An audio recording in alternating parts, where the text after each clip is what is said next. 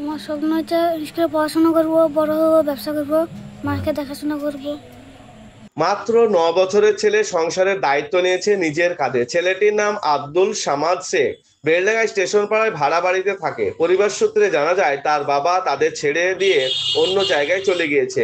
মা কষ্ট করে সবজি বিক্রি করে কোনো রকমের সংসার চালাচ্ছিল, কিন্তু গত 1 বছর আগে এক নসিমনের ধাক্কায় তিনার পা ভেঙে যায়।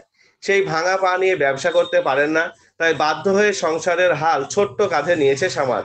সে সাইকেলে করে বেলডাঙ্গার বিভিন্ন গ্রামে গ্রামে ব্যাগ বিক্রি করে বেড়ায়। তাতে যে সামান্য টাকা রোজগার হয় কোনো রকমের দুবেলা খাবার জোটে।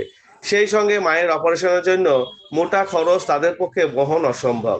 ধার দেনা করে পায়ের দুটো অপারেশন হয়েছে, এখনো প্রায় লক্ষাধিক টাকার প্রয়োজন। ছোট্ট সামাদ তাদের গ্রামে একটি সরকারি প্রাথমিক বিদ্যালয়ে 4র্থ শ্রেণীর ছাত্র।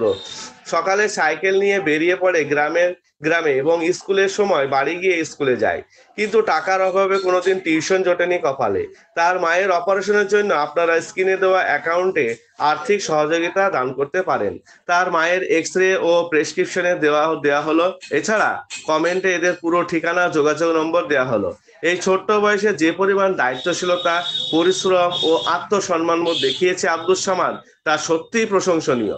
জীবনযুদ্ধের এই যোদ্ধা আমাদের সকলের অনুপ্রেরণা। এমন শিশুদের পাশে দাঁড়ানোই আমাদের মানবিক দায়িত্ব।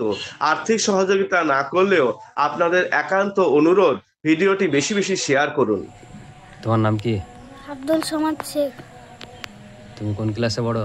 4, শিশু শিক্ষা কেন্দ্র 4 নম্বর ওয়ার্ড। আর কখন তুমি স্কুলে যাও? সকাল 10টা, 10:30।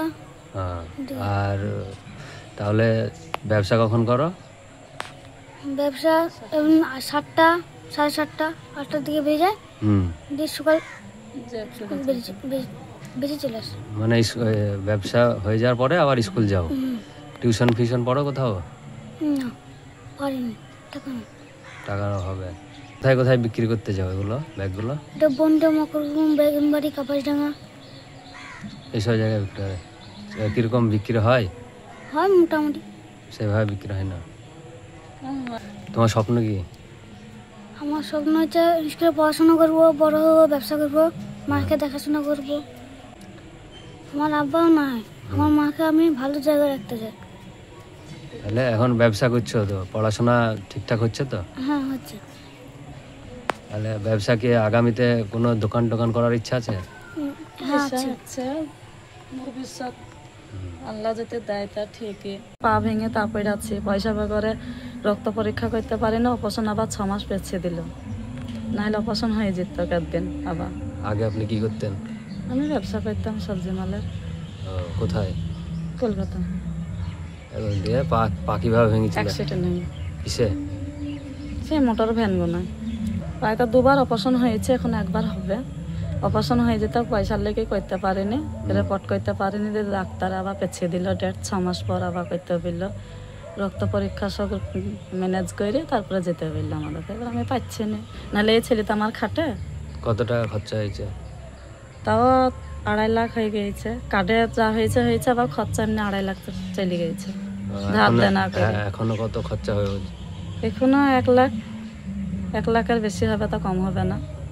তাহলে এইসব খরচা কোথা থেকে করছেন? পারিনি বলে তার করতে পারলাম না অপারেশন, পেছিয়ে দিল ডাক্তারে। কিছু রিপোর্ট ফেপোর্ট করতে পারিনি, কোনো পয়সা করে ব্যাপারে কিছু করতে পারছি না। নাহলে এই ছেলেটা ব্যবসা করে আমার। এর বাবা? এর বাবা 2টো বিয়ে, দেখাশোনা সেই রকম মোটামুটি। সেরকম দেখেন না? একটাই ছিল আপনার?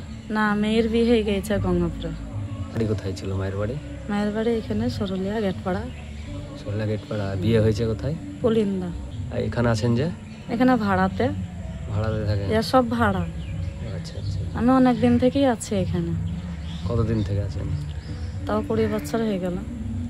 ভাড়া বাড়িতে আছেন? নিজস্ব বাড়িও নাই? না, কিছু নাই আমার, জায়গা জমে কিচ্ছু নাই আমার। হাত আর পারে ছেলেটা খাচ্ছে টুকটাক করে। এই ছেলেটা খেটে পেটের খাবার করবো না, ঘর ভাড়া দেবো না, ওষুধ পানি কিনবো। তার লেগে তার অপারেশন হইল না আমার, নাহলে অপারেশন হয়ে যেত। কাজ 1 সপ্তাহ হয়ে গেল, অপারেশন করা হয়ে যেত।